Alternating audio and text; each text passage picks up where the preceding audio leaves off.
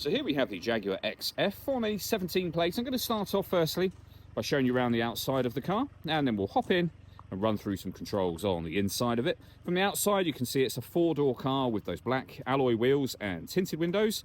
We're going to start off inside the boot area first. As we approach the back of the car, you can see we have reversing sensors and then plenty of boot space as well. Okay, so we're just going to work our way back around to the front of the car, and then as I mentioned, we'll hop in and run through some controls from there.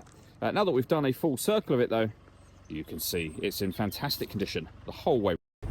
Just briefly before we climb in, I think it's well worth seeing the interior from this exterior point of view. There's plenty to run through on the dashboard, so let's hop in and we'll do that now.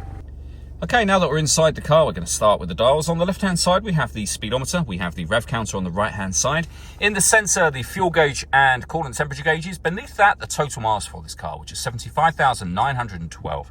It'll also show you what gear the car is in. Next to that, it's an automatic, so we, of course, are in park.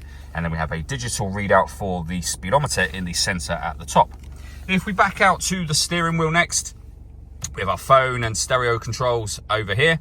Cruise control and speed limiter on the right hand side, the plus and minus paddle so that you can change up and down a gear manually with this automatic gearbox. And then into the center, the main touch screen for the car. So we're on the home screen at the moment. You can swipe through to the second of those two screens. The home button will take you back here, and you can see it's very clearly labeled. You have your satellite navigation in that bottom right hand corner.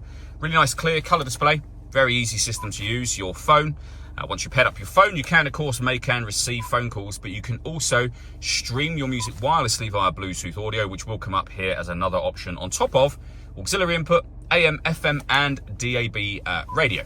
We then have our climate control menu. So from here is where you will control what direction the air is distributed in once it enters the car. It's also where you can control your heated driver and passenger seats, both of which have 3 separate heat settings on each. Now, on top of all of that, this car's got a full color reversing camera with guidelines that show you what direction the car is headed in relation to the image shown on the screen.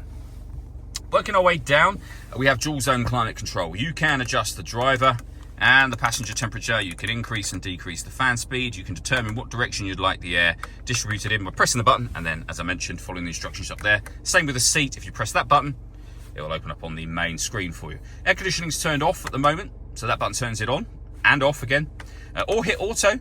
The car will now take full control for you to maintain the temperatures that you've asked for, which you can override manually at any time. Volume for your stereo is here. The start and stop button for the engine. The dial, that is your gear selector for the car. When we switch the ignition off, this will lower down so that it sits flush to this central unit. You can turn off your stop and start, your traction control, and change the driving setup of the car as well. All that leaves me to say is thank you for taking the time to watch this video. If you'd like to come and see the car for yourself and have a test drive, please feel free to give us a call here at Surrey Specialist Cars. We'd love to hear from you soon.